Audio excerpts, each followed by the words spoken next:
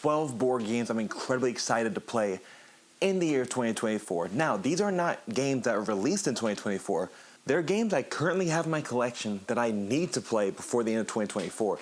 I'm going to make a challenge of this on BG Stats. Feel free to follow the games if you want as well to add it to your stat collection. These are also games I'll definitely be talking about once I play them, because these games I've been trying to play for a while as is, and now I'm like, I gotta get at least one a game played a month. So that's where there's 12 right there. One for each month minimum. Now, Moonrakers was gonna be on that, but I just learned how to play it last week, so I'm already gonna get ahead of it and say that doesn't count. And none of these games are in any specific order. They're just games I have to play before the end of the year. So let's start off with number 12.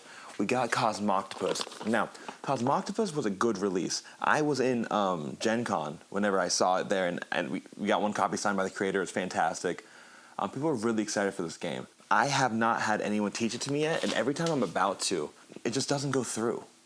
They end up wanting to play something else. We end up having too many players show up, or we end up playing something else, or we're just waiting. I don't know why. We just haven't been able to play this yet, even though I know 2 people that know how to play it. So, this is number 12. Cosm Octopus is number 12. We have to play this game by the end of 2024. Number 11. I do not want to play this personally. I just have to play this. Raccoon Tycoon. It is not pitched interestingly to me. I think I saw someone online say it's like Ticket to Ride Catan, and everyone else has played it says I have no idea why you would think that. It does nothing like either of those games. And I have some friends, Lauren Connor, some volunteers of ours, that have played this game before, and they said it could be good if you play with more players. You just don't play with 2 players. And that makes sense. It says 2 to 5 players, but to each their own. So this is number 11, Raccoon Tycoon. My wife was infatuated with the art style. And honestly, I like it. It's a lot like Arbor Falls, kind of, just not as cartoon, more realistic. Dead of Winter. Dead of Winter is a zombie type game that I literally had my wife and her brother, Danny, which is another volunteer of ours, play this game to test it out. I didn't have enough time. They said, let's try it out. Learning, and then we'll teach you. I'm like, that sounds great. They tried it out. They did the co-op version, and for the record, this is known as being like a competitive game, but there is co-op version inside of it. They tried the co-op version. They said it was too easy, and they didn't want to play it again. I've been begging them to teach me. Danny, if you see this, please teach me Dead of Winter before you move to Spain. Danny moves to Spain soon for a few months, which is very depressing because he has Quacks of Queldenberg. Danny, please give me Quacks before you leave. I will take such good care of it. Moving on. So that is number 12, 11, 10. This is number 10 on my list of games I have to play in 2024. I love zombie things, so I'm so excited to play that. Next up is Castle Panic Deluxe. Now, I thought this was a dexterity-based game. If you haven't noticed, I'm really wrong pretty often. I thought it was like a dexterity-based game. It is not, and the deluxe version is like expensive. I got it for like $30, untouched. I had to open up from the shrink and everything. I want it to be used at the events. I just have to know how to play it and know how to set it up and all that stuff to know how to actually set it up and play at the event. I have to do it first, and I have some other people that are interested in learning, but they said that they will learn whenever we get together, and I'm not one of those guys that will I don't want to wait an hour for them to learn a game, and then if we have questions, they keep on going to the rule book. I want to play with someone who already knows how to play, or at least is relatively confident before they go up on how to play and teach, and then we'll learn as we go. So I'm waiting for that moment. So this is number 9 board games I have to play this year. If you know how to play Castle Deluxe and you're in Central Florida, definitely let me know. By the way, I talk about my events because I run Tabletop Events in Central Florida. That's part of what Gaming Caravan does, with tabletop marketing and event business. If you're ever in Central Florida, you want to show up to an event, play some board games for free. Our events are free. We're doing a Kickstarter right now if you want to support us as well. Go to the description of this video. Check out what we have. We have t-shirts, we have board games, we have random board games, we have coasters, we have other things available if you guys want to support us. We are at a third of our goal as of right now. This is January 22nd, and it ends February 10th. So if you're watching this before February 10th, 2024, feel free to look in the description of this video and go to our Kickstarter. All right, next up, that's 12, 11, 10, 9, 8, Jerusalem.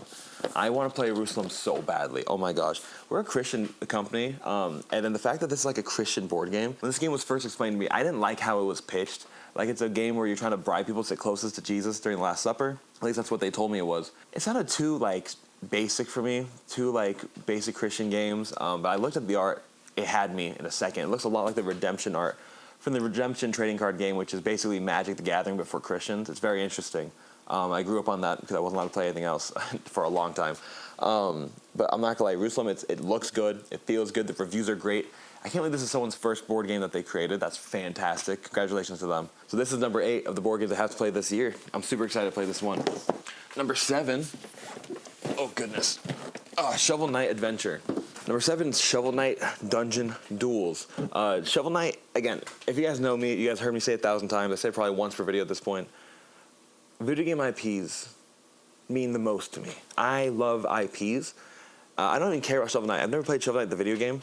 I think I played it maybe once in my life, but I love IPs that I recognize. So when there's a game on that, I'm so much more likely to buy it. The fact that there's a Mega Man board game, I wanted to get that in 3 seconds flat. I think it was just too expensive for what it was for my budget. But the same company's making a Sonic the Hedgehog game, and I'm not gonna lie. Basically, as long as it's like looks decent, I'll probably buy it whatever price tag they put it on, because Sonic is my man. All right, this is a pretty awesome. It looks pretty cool. People played it. It's a long game. It seems like almost all the board games are like that. They're like long, 4 hours long. But I'm not gonna lie, like Dark Souls was like that and I had a great time. So to each their own. I'm excited to see how this goes. Panda Cult had their hand in this and they've done some interesting things. So I'm excited to see how this plays. At number 7, oh my gosh, it's heavy. Let's get the stack a little closer. Number 6. Number 6, we have Motor City, another game I got for super cheap. It's by some 25th Century Games. I met the guy who runs 25th Century. He's a super cool guy.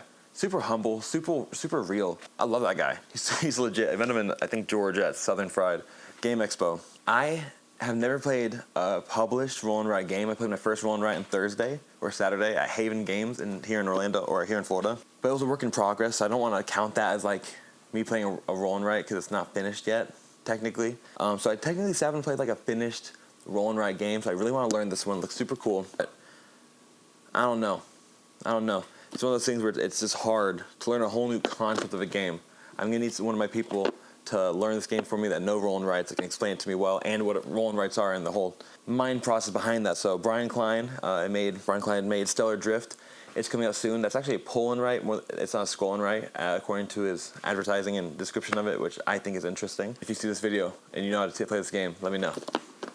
12, 11, 10, 9, 8, 7, 6. Scooby-Doo the board game. This game's like a $200 board game. I didn't even know. I got it for $60 at Dice Tower East last year. I thought it would be good for business. No one touched it until our December event, but once someone pulled it out, I got 3 plays in one day. People at the event played it 3 times in one day, and people wanted to buy it from me. This is like a $200-$300 game right now. I opened it up just for the video. I wish I sold it before I opened it up personally, just because, $300, turning $60 to $300 is amazing. But now I have a really good game for the library. I think I want to try it out because I think this could be like an upgraded Horrified. Almost, from what it seems like. It's very well themed against IP. So number 5 is Dojo-kun. Dojo-kun, I've read the description. That was awesome. Like, it's literally like everyone gets the Dojo clan from one element. Earth, wind, fire. Wait, that's a band. Earth, wind, fire, water. And then you compete in like a dojo clan. It reminds me of like Monster Rancher, the series, because like you train your monsters and then you go fight in tournaments and you can train your monster by fighting in tournaments. It kind of seems like that. Like you train your people in your dojo and then you take them to go fight in tournaments and then you have like people in your clan. Pretty cool. I really want to try it out. It's just a lot for me personally to learn. I'm not really good at learning from the rule books. That's another thing I say almost every video. So if you guys want to play this game in the Central Florida area, or if there's like a BGA thing that you know about, let me know. I will definitely. It's not a children's toy. 14 plus. So let me know. I'm definitely interested in learning how to play that game. And then number 4 is Her Story. This game I heard great things about. I've had this copy for a while now. I had a day scheduled with one of our new volunteers, Juan. He's actually one of the first friends I made in the board game space. We met at some guy's house playing board games. He opens his house like once a month here in Orlando to play board games. And he was such a down-to-earth guy. Freaking Juan's just such a great guy. So high quality. I can't wait to hang out with him again Saturday. And maybe he'll teach me Her Story. Who knows? We're playing Wingspan for sure with some new people. Super excited about that. 12, 11, 10, 9, 8, 7, 6, 5, 4, 3, 2. All right. Number 2 is Small World. Ooh. Now, I just got the Steam version of this game, so I'm definitely going to try that out before I learn this. Because I think that's going to be how I have to play it, is do the digital version, see if it's something I'm into. Because I heard to really, really take that game. And my favorite games like Munchkin and Binding of Isaac. I love take that games. I think it's fun. I don't like player elimination though because it's lame. I also don't like when it goes for too long because we get ganged up by everyone for like 10 hours straight. Literally, I played multiple 4 to 6 hour games of Munchkins, and like 4 hours in, it feels like you're pulling teeth. You still have like an hour and a half left. Everyone's at like level 6, or in Marvel Munchkin, someone flips over a portal card, and that makes the domain turn into Odin's domain, which now the level's 12, and it could just change the whole game, make it so much longer. So I want to learn how to play this game. I hope it's something. I heard it's something I'm really gonna like with my taste of board games, but who knows? I don't. And then last but not least, and this is fitting that's number one, because this is probably the most anticipated game I want to play. I can't turn it too much because of the nature of the board, of the innards of the board game, but Stardew Valley is a great board game. From what I hear, it's a long board game. Like I know people that try to start the game at 1 a.m. and they're playing until 5 a.m. and like that's literally on the easy mode. It takes like 3 to 4 hours. I know it's easy. I just know it's long, and I really, really like those kinds of games where you can't just chill, do your stuff, take your turns. It's co-op, so it's not like strategy. This is a game I'd love to do a podcast on. Like I literally would love to play a podcast while playing this game. And just going back and forth and take your turns and talking about stuff. It's one of those issues where the game's already long, so talking during your turns will make it significantly longer. So I might be everyone's worst nightmare. But, it's down to try stuff. You always got to try stuff, Anyways, those are the 12 games I'm super excited to play with in the year of 2024.